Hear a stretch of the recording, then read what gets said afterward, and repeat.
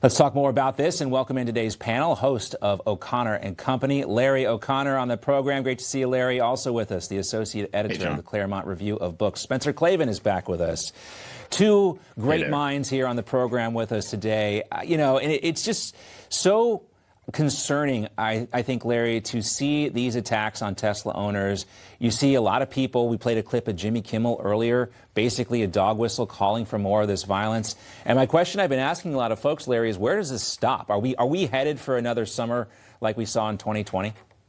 Well, they're terrorists, and they need to be treated like terrorists. I mean, there's a direct connection between the impotent, futile losers who are lashing out now and trying to destroy this symbol of Elon Musk, where they see it as a symbol of Trump's victory, and they just want to destroy it and burn it down and harm people and destroy things that have actually been made and incredible progress. It's very similar to radical Islamic terrorists. They're stuck in the desert. They can't figure out how to put together their own civilization, so they lash out in anger and fury at Jews or Westerners because we've been able to figure it out.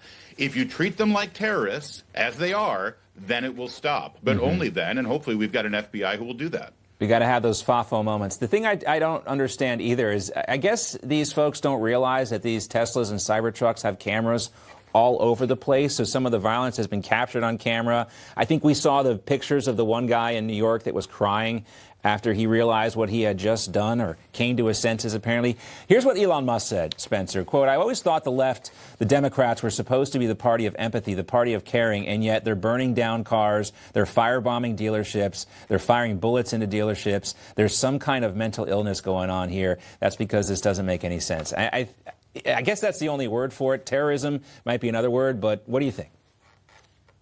If it's a mental illness, it's a purposefully induced mental illness. This idea that the left is the party of caring has always been a sham. John, I'm old enough to remember when the National School Boards Association was asking Merrick Garland to classify concerned parents at school board meetings as domestic terrorists. And if you think about that, if you absolutely steelman that argument, the best possible case is that some people might have been getting out of hand. That was the case they were making then. If you compare that to what's going on here, the violence, the arson, the threat, the danger that this is supposed to create, all of that is the point. And we've seen this again and again. We saw it most plainly in the summer of 2020. This is how the radical left does politics. They have detailed handbooks on it. You can read Saul Alinsky on this stuff. You can read Good Trouble. This is what they think politics is. And I think we should regard it as such, as a kind of mental illness as politics.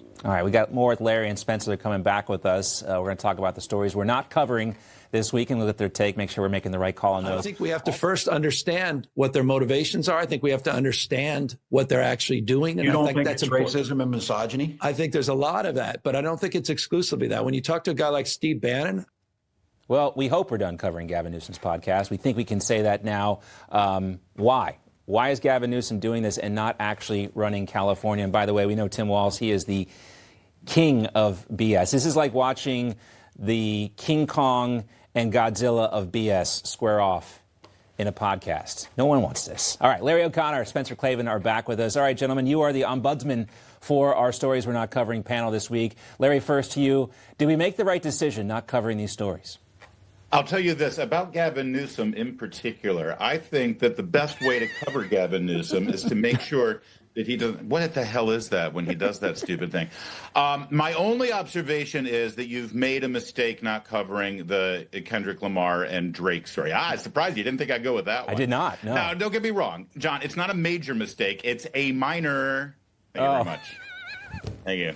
Larry, you brought the noise today. Yes. This story is truly, everyone thinks, oh, it's hip hop artists. It's got to be some ghetto thing, or it's got to be some, gang thing. No, this is a money thing. It's just boring, you know why this thing is starting to fall apart? Because Drake is asking for discovery to find out what all of Universal's music deals are with Kendrick Lamar. The lawyers are walking in, and that's why this is going away. And it's about getting jiggy with Serena. All right. So, I will plug back into this story. All right, Spencer, your thoughts. Are we making the right decision not covering these stories?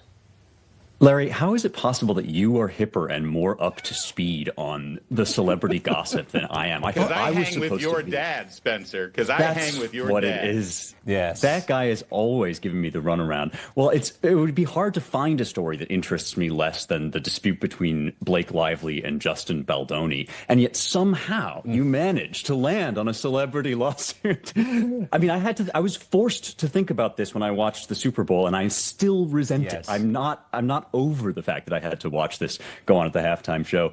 I would say the only one I'm even marginally interested in is the Gavin Newsom one. And that's because of his very plain effort to whitewash himself. This is his attempt to rewrite his own history as a moderate, sort of center-left candidate. And if you think he's not going to be very slick about doing that, you've underestimated lizard person Gavin Newsom. I don't remember who the comedian was, but the Gavin Newsom sign language, it sounds like he was kind of negotiating a deal with a deaf prostitute. That was the joke that somebody made. I don't know. Larry O'Connell, there's Spencer plenty Klavan. of those in San Francisco and Los Angeles. Great to see you. We got to Yeah. run, gentlemen. We'll see you back here at noon Eastern tomorrow.